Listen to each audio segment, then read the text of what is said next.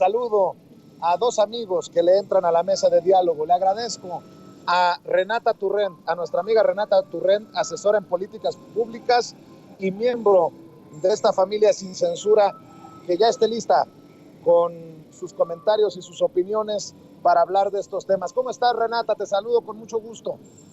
Querido Vicente, fue gusto estar de regreso por acá y antes que nada felicitarte por ese merecidísimo premio que vas a tener. Te admiramos muchísimo siempre.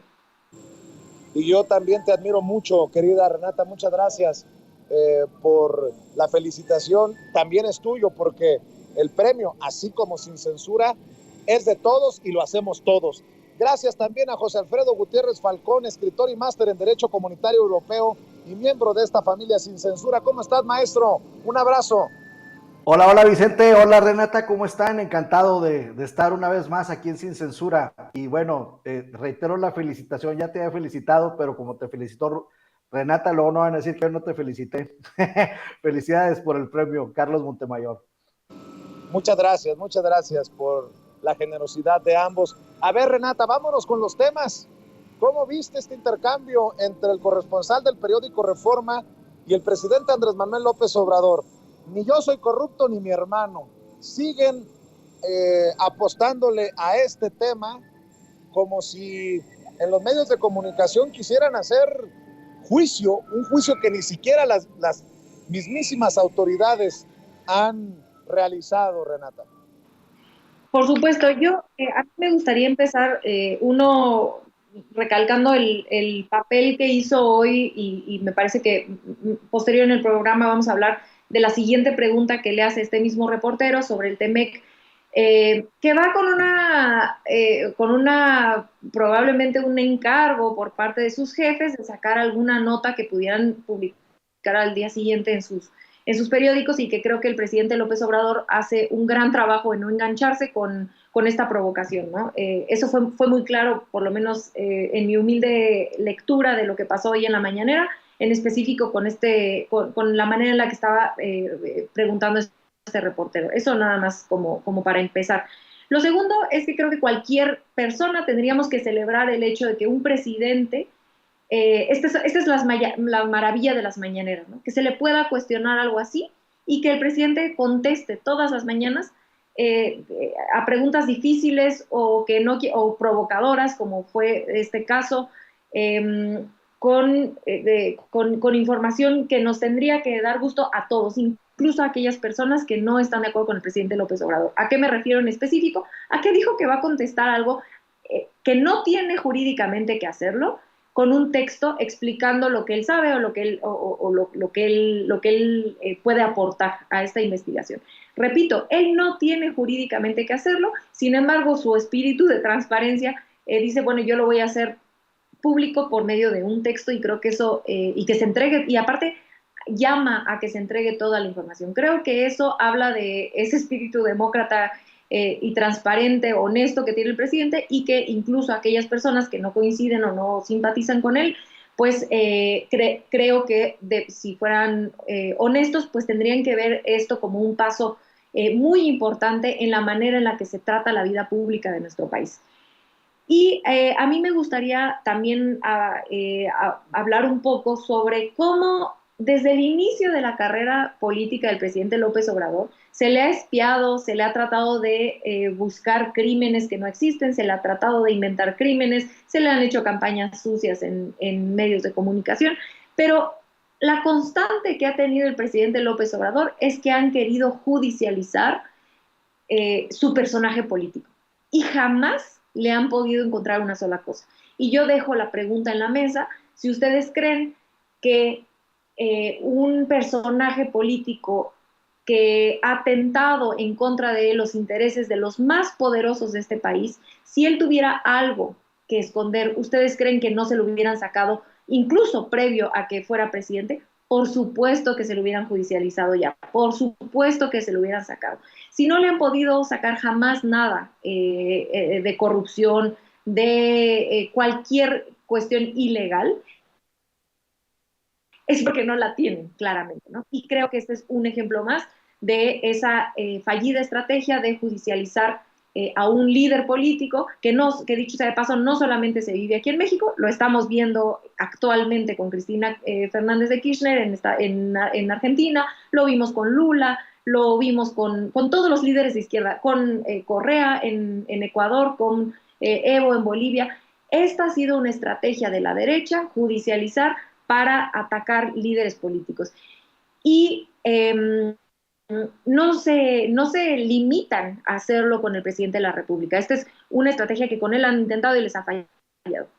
Pero que ahora además, y esto nos va a conectar a otro de los temas que tenemos, además lo están haciendo con políticos, con políticas en específico, muy relevantes para la vida pública por medio del Tribunal Electoral. Y ya hablaremos más de lo que le están haciendo a Andrea Chávez, lo que le hicieron a la senadora Antares.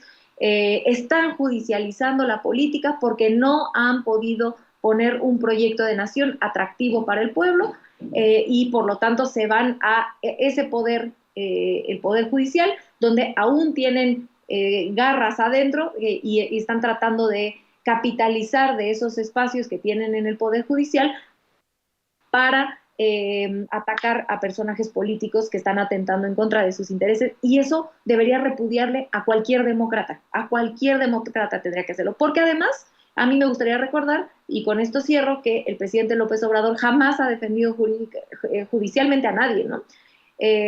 Cuando él y lo ha dicho y lo ha cumplido. Yo no defiendo absolutamente a nadie. Si alguien comete un acto de corrupción, que se investigue, y si las investigaciones van en su contra, pues que se castigue, ¿no? Y siempre dice, al único que defiendo es a mi hijo menor porque es menor de edad. Pero lo vimos aquí en la Ciudad de México, cuando los audios, él jamás ha intervenido en una investigación jurídica, y yo auguro que esta es una más de esa fallida y vieja estrategia de tratar de judicializar cualquier proceso que tenga que pudiera afectar a este personaje político pues tan querido por el pueblo de México como es López Obrador.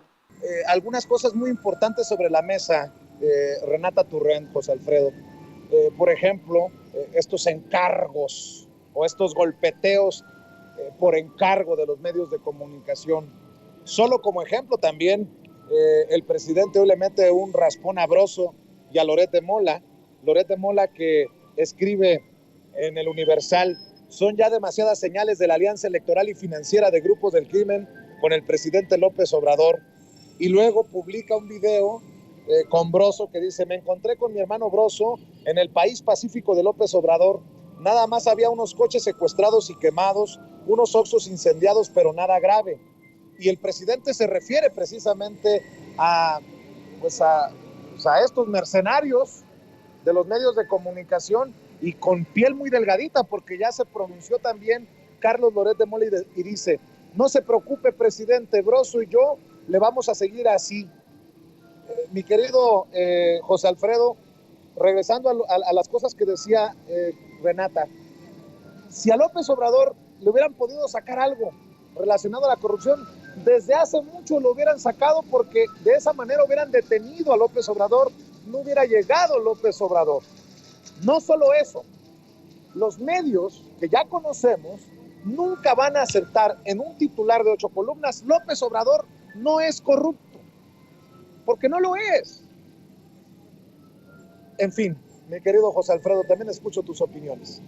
Sí, pues bueno, complementando lo que decía Renata sobre que el presidente siempre ha dicho que solo responde por su hijo menor, pues en esta ocasión, por primera vez, lo vimos que responde también por su hermano, porque él efectivamente, él siempre había dicho: yo nomás respondo por mi hijo menor porque es menor de edad, pero solamente, y ahora tiene tanta certeza de que no hay ningún fundamento jurídico para hacer algo en contra suya, que cuando le dice: bueno, ¿y su hermano? No, bueno, mi hermano tampoco es corrupto.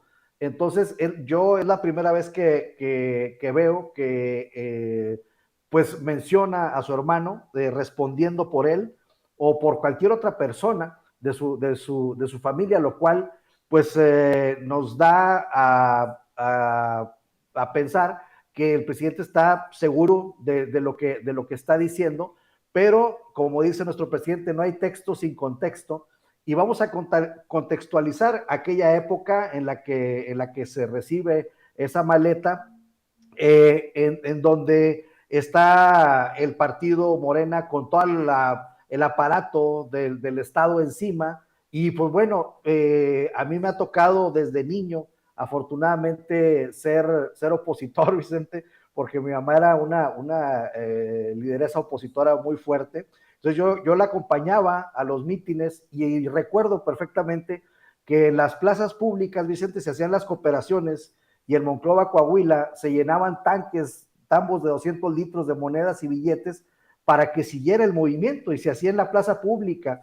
¿Por qué recuerdo todo esto? Pues porque es lo mismo, esa cantidad de dinero que nadie conoce cuánto es, pero pues podemos pensar cuánto puede caber en una maleta de ese tamaño.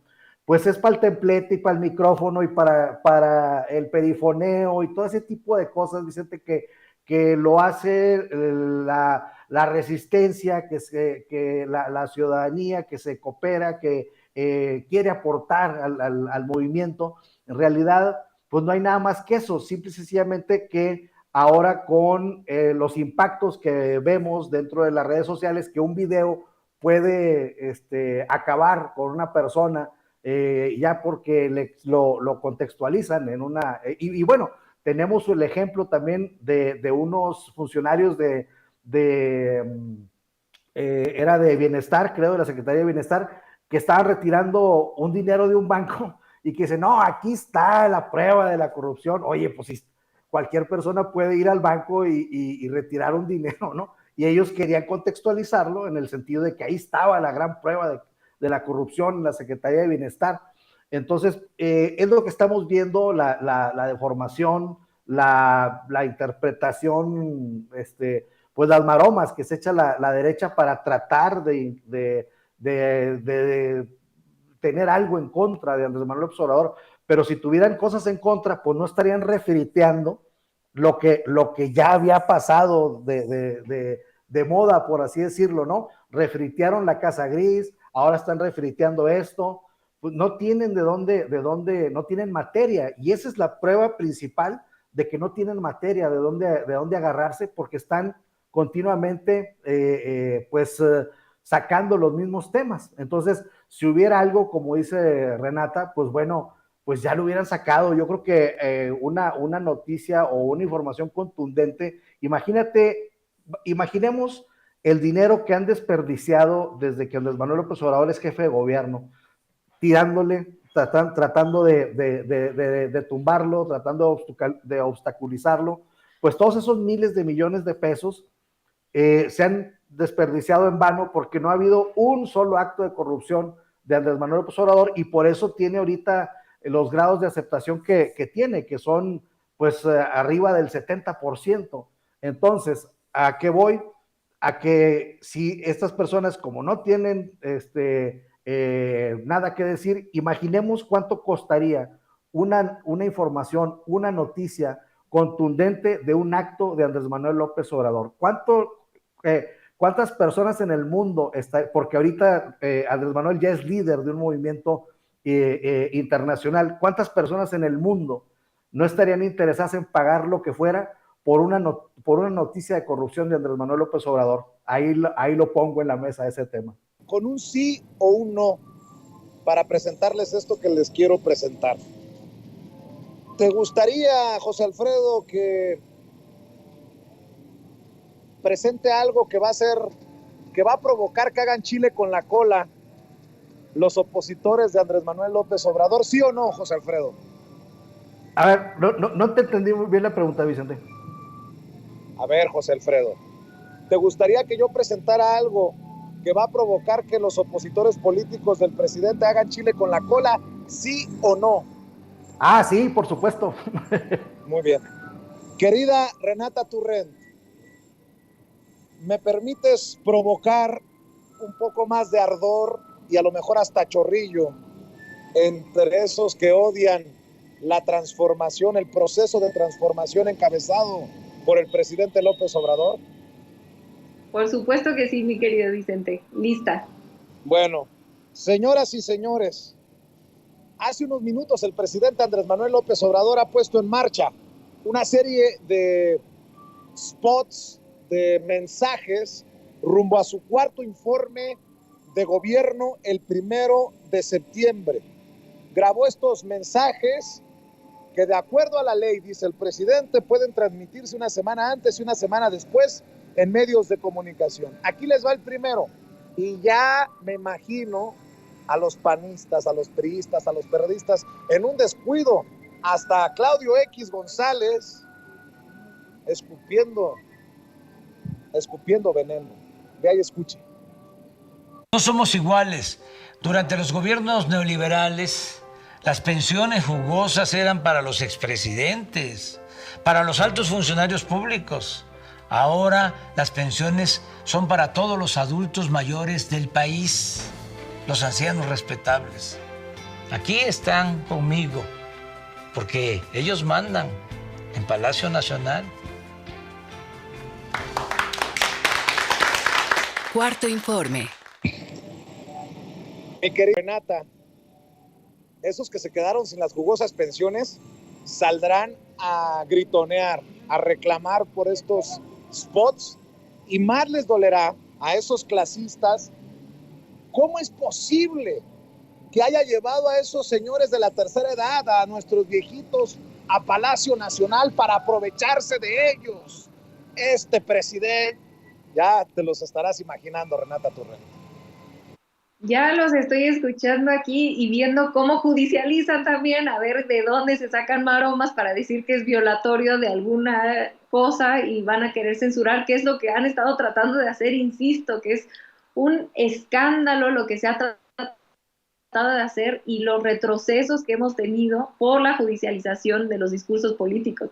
Entonces seguro ya nos estoy viendo, pues búscame algún abogado a ver cómo le haces, pero para que esto lo bajen, porque ya puedo pensar el coraje que les pueda dar que por primera vez, desde el que empezó su periodo neoliberal, el país está gobernado por alguien que voltea a ver a las mayorías, y es un gran símbolo. Ya no lo había yo visto, entonces a mí pues me deja con una sonrisa y muchísimo gusto que esas sillas donde antes estaban ocupadas por el poder económico, y donde el poder económico se sentaba en esos lugares primordiales para tomar o para dictar las decisiones políticas que tomaran los presidentes, hoy como símbolo las usa la gente, el pueblo, los beneficiarios de estos programas sociales que le han cambiado la vida a muchas personas. Y yo sé que tú has contado la experiencia de algunos familiares tuyos. Yo creo que muchos de los opositores del presidente López Obrador, y sobre todo aquellos que viven en una clase social mucho más acomodada, quizá nunca se hayan dado cuenta de cómo la pensión de adultos mayores le puede cambiar la vida a una persona, ¿no? O sea, en mi caso, por ejemplo, mi mamá cumple 65 años en 2024, y para ella y para nosotros, para la familia, va a ser un alivio de verdad muy importante, y para ella sí le va a cambiar la vida, ¿no? Ella, la gente que no tiene una pensión del IMSS o de sus trabajos, de las AFORES, sí le cambia la vida, y es algo que los opositores de clases más acomodadas no pueden entender, porque para ellos un apoyo de 3,500 pesos pues no significa nada, porque se lo gastan quizá en un agua, en una comida, o unas cervezas en una comida, pero para la mayoría de la gente pues sí le cambia la vida, y esto es un símbolo precioso que representa muchísimo el cambio tan importante que hemos visto en este país. Entonces pues a mí hasta me puso la piel chinita. Pues muchas cabecitas de algodón en Palacio Nacional, que hoy seguramente tienen muy enojados a los de la oposición, pero es contra esto, contra lo que no pueden luchar los de la alianza de Claudio X González, José Alfredo. Son esta empatía del presidente con los de abajo, con los vulnerables, lo que tiene al pie del basurero de la historia a estos partidos políticos de la alianza muy X. Sí, hoy lo decía Andrés Manuel López Obrador en la conferencia mañanera, dice, esto no es de ahorita, y tenemos que recordar que desde que fue jefe de gobierno del entonces Distrito Federal, implementó estos apoyos a los adultos mayores, que desde un principio los hizo de manera universal y no populista, porque por eso le empezaron a decir populista, pero el populismo es cuando solamente a unos les das para manipularlos, y en este caso, Andrés Manuel López Obrador, desde que fue jefe de gobierno del entonces Distrito Federal, hizo este apoyo universal. Entonces, tanto le llegaba el recurso a los del Pedregal y a las Lomas, como a los más humildes de la Ciudad de México. Ahora, una cuestión que hay que destacar es de que Andrés Manuel López Obrador ha superado en este sentido del apoyo a los adultos mayores su compromiso, que está dentro de los 100 compromisos de gobierno que hizo ante nosotros cuando tomó posesión en el Zócalo como presidente de la República, porque Andrés Manuel López Obrador de entrada cumplió su compromiso de doblar la cantidad que estaban recibiendo los adultos mayores, pero después, con el combate a la corrupción, porque no hay otra explicación, Vicente, de dónde saca tanto dinero Andrés Manuel López Obrador para obras, para apoyo a los adultos mayores, para apoyo a los jóvenes construyendo el futuro, etcétera, etcétera. Todos estos apoyos de política de bienestar, ¿de dónde salen? Pues de los ahorros, y de los ahorros que se consiguen porque se ha eficientizado la administración pública, porque se ha hecho una política austera, y lo más importante, porque se ha combatido la corrupción. Y gracias a ese combate a la corrupción, hay los recursos precisamente para que cuando se retire Andrés Manuel López Obrador del gobierno, los adultos mayores alcancen a ganar 6,000 pesos por su pensión, y el sueño de Andrés Manuel López Obrador es que 2 viejitos que estén en su casa tengan ya entre los dos 12,000 pesos, y que no les falte el alimento ni lo más indispensable, Vicente. Y bueno, esto lo pudimos ver en los momentos más álgidos de la contingencia de salud por la que acabamos de atravesar, y los servidores de la nación, que son la primera cara del Estado para muchos ciudadanos que antes no conocían a ningún representante del gobierno, fueron a sus casas y les dieron en la mano, Vicente, porque no tenían una cuenta de banco, porque no tenían cómo llegar a la cabecera municipal, y les dieron en la mano su apoyo. Y debido a esto, afortunadamente, no hubo ninguna contingencia alimentaria dentro de esta fase que tuvimos tan crítica. Y esto no lo pueden decir algunos países. Por ejemplo, en Suiza, ni más ni menos, hubo filas de 2 kilómetros por gente que no tenía que comer, y le tenían que regalar comida en algunos lugares. Y eso no ocurrió en México, Vicente, precisamente por esta atención a los adultos mayores. Y para cerrar, Vicente, te recuerdo cuando estuvimos en el Zócalo, en el evento de Andrés Manuel López Obrador, para recordar quiénes llegaron primero a apoyar a Andrés Manuel López Obrador, y fue la ola blanca, esas cabecitas de algodón, fueron los primeros que llegaron a apoyar a Andrés Manuel López Obrador, y después las comunidades indígenas, Vicente, y después ya llegamos todos, pero los primeros fueron ellos. Así es, querida Renata, querido José Alfredo, esto que tú mencionabas al inicio, Renata, esto de elevar el nivel del golpe blando, de la lawfare, que es la guerra de las leyes, la guerra legal de la oposición, no solamente contra el presidente, al que le han metido 20,000 amparos para detener sus obras importantes de gobierno, sino que ahora están teniendo como blanco en personajes importantes de la Cuarta Transformación.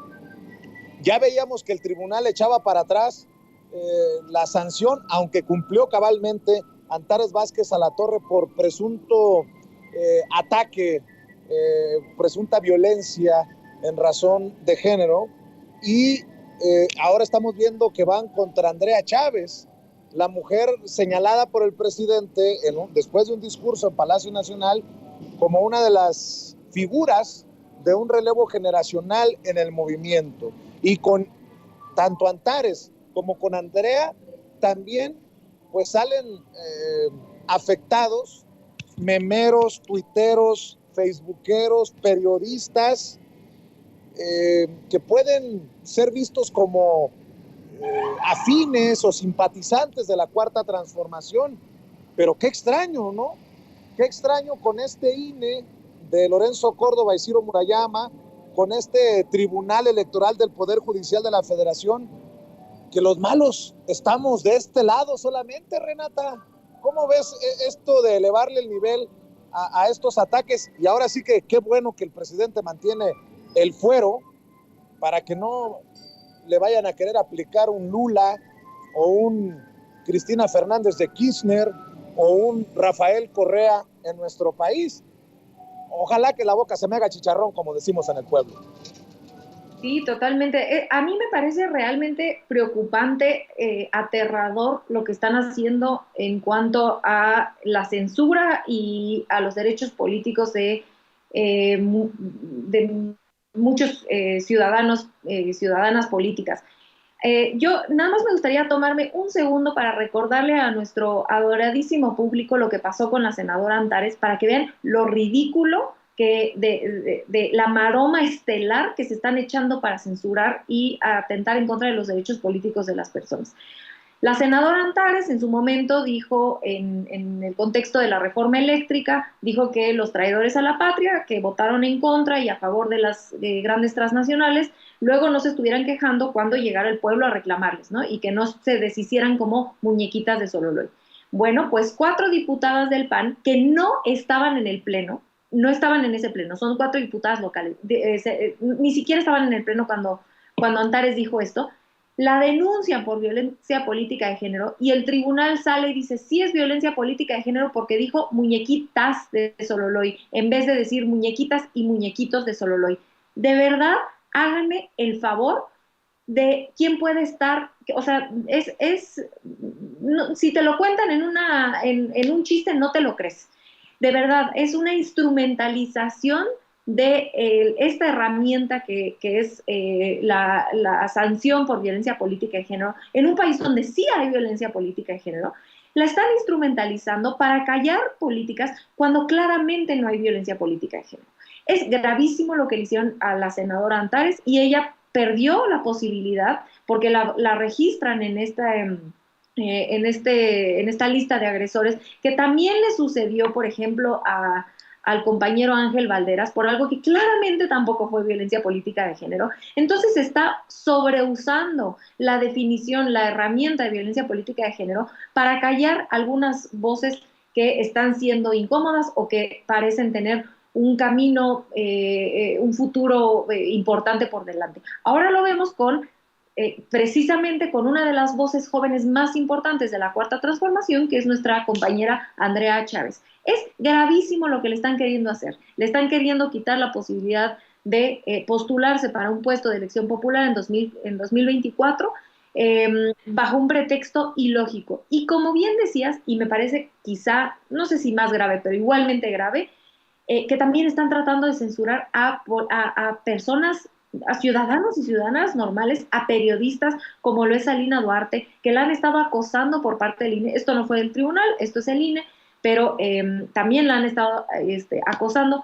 A Eric Gutiérrez, que es el director de Sin Línea, también ya lo censuraron, ya lo metieron ya tuvo que borrar sus tweets, lo metieron a la lista de agresores de violencia política de género por un tuit que dice, no quieren que el pueblo esté informado. De verdad, ni en mi mejor imaginación se me ocurriría cómo eso puede ser violencia política de género. Nada de lo que les digo en esta repertorio de atentados en contra de los derechos de las personas, nada de eso es violencia política de género. Y estar diciendo que todas estas cosas son violencia política de género atentan en contra de las mujeres que en realidad sí están viviendo violencia política de género, mi querido Vicente, mi querido José Alfredo, y esto es gravísimo, gravísimo, y tendríamos que estar todos y todas, incluso quienes no están a favor de la 4T, preocupadas por esta persecución política, por esta persecución en contra de la libertad de expresión de estos ciudadanos y de estas políticas que, como bien mencionas, curiosamente, están de un lado del espectro político, pero jamás hemos visto que esto suceda del otro lado. Falcón, estamos ante qué, con este INE, con este tribunal que creo que hacen equipo con los malandros, con esos que estamos señalando y que históricamente los datos nos dan la razón, que no están siendo investigados, como pareciera que están siendo investigados aquellos que estamos por la transformación, José Alfredo. Sí, bueno, definitivamente para apoyar lo que comentas, pues bueno, hace falta ver o escuchar los audios de Alito Moreno contra esto que le están haciendo, o sea, poner en una balanza, ¿no? Los audios de Alito Moreno contra lo que le están tratando de achacar a Andrea Chávez, y uno se pregunta, bueno, ¿y por qué a Alito no le han dicho nada? Pero más allá de eso, Vicente, también es interesante, bueno, destacar en principio la gran figura en la que se ha convertido Andrea Chávez por su claridad en el discurso, por su lealtad al movimiento. La verdad es de que es una persona admirable por muchas virtudes que ella tiene, pero también, Vicente, debemos recordar cómo batalló Andrea Chávez para ganarse la candidatura dentro de Morena, y ella hizo una campaña súper intensa por Chihuahua y batalló muchísimo. Entonces, también debemos dejar abierta la posibilidad, porque la figura de Andrea Chávez incomoda tanto adentro de Morena como afuera del movimiento. Y yo digo Morena porque separo el movimiento del partido, porque el partido, la verdad, de repente se parece mucho a los demás, pero el movimiento es genuino y es auténtico. Y en este caso yo siento que Andrea Chávez, su figura, su juventud, la trayectoria que podría desarrollar, pues incomoda tanto adentro como afuera. Entonces, también no debemos descartar y parar antenas por si el ataque viene desde el INE, el ataque viene desde la oposición, pero podría haber gentes de este lado que no les incomode, ¿verdad? O que estuvieran a favor de un golpeteo a una figura como la que están haciendo de Andrea Chávez, y en ese sentido le mandamos todo nuestro apoyo, toda nuestra solidaridad y nuestra gran admiración que le tenemos a Andrea Chávez, pero sí, a veces hay que ver también hacia adentro, porque también acá se cuecen habas, Vicente. Mi querido José Alfredo Gutiérrez Falcón, me quedo con eso de que acá también se cuecen habas. ¿Por qué no cerramos invitando a la gente para que apoye tus trincheras, para que te lea, para que te vea, para que te escuche, maestro?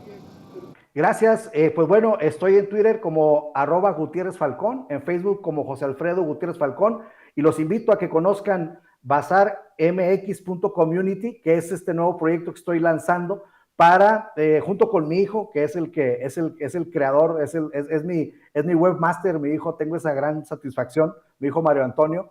Y pues bueno, que visiten bazarmx.community, porque estamos haciendo una comunidad de micro, pequeñas y medianas empresas a las que queremos apoyar, Vicente. Gracias, José Alfredo. Renatita Turrent, por cierto, le das un abracito a Renatititititita de nuestra parte. ¿Por qué no cerramos invitando a la gente, invitándolos a la aquelarre, invitándolos a que te apoyen también en redes sociales? Querida Renata, tu voz tiene que también ser escuchada. A veces no podemos no compartir opiniones, pero sabemos que estamos del mismo lado en este proceso que vive nuestro país, querida Renata, y lo digo no por algo en particular, simplemente lo digo para la audiencia de Sin Censura que pueda en algún momento no estar de acuerdo con nosotros, querida Renata. Así es, querido Vicente, querido José Alfredo, un placer compartir mesa contigo, con ustedes y sobre todo con todo el auditorio que aquí, como siempre en el chat, es un gusto platicar con ustedes. A mí me encuentran en @rturrent en Twitter y en Instagram. También en el Aquelarre los miércoles a las 10 de la noche por Capital 21 en redes sociales o aquí si están en la Ciudad de México en el Canal 21. Y también los invito a leer la revista Sentido Común. Ahorita se las pongo también en el chat, que es un proyecto que tenemos con Fabricio Mejía y otros compañeros de la izquierda, ni siquiera todos de la 4T, pero sí de la izquierda. Y le hicimos una entrevista a la secretaria Rosa Isela Rodríguez, justo el día que estaba pasando lo de Tijuana, y hay datos de verdad reveladores y muy importantes sobre cómo se está construyendo la paz en este país. Yo, a partir de esa entrevista, escribí un humilde texto sobre la estrategia en contra de los feminicidios, de cómo se ha trabajado importantemente, y hay cuestiones muy importantes empezando con que antes ni siquiera teníamos una base de datos clara, ni siquiera teníamos reportes claros de cuántos feminicidios había al día, y por lo tanto se ha tergiversado muchísimo la información y la opinión sobre la estrategia para bajar los feminicidios, cuando en realidad es la primera vez a partir de agosto de 2021 que vemos una disminución importante. Entonces, para que no se dejen engañar, ahorita les pongo el link, está muy bueno el número y es justo sobre construcción de paz. Entonces, bueno, yo los invito a eso y acá me encuentran todos los jueves. Mandarle un beso a todo el auditorio, a ustedes dos por supuesto, otra felicitación fuerte a ti, a todo el equipo de producción y muchas gracias por el espacio, querido Vicente. Pues a ambos, querida Renata, José Alfredo, a ambos les mando un abrazo, gracias por acompañarnos y espero que nos veamos muy pronto en otra mesa de diálogo cuando lo amerite la noticia, o váyanse preparando para el 11 ahí en Los Pinos, para que podamos departir con la audiencia de Sin Censura. Por lo pronto, aquí la dejamos, que pasen excelente día, Renata. Gracias, José Alfredo. Gracias, nos vemos. Gracias. Un abrazo.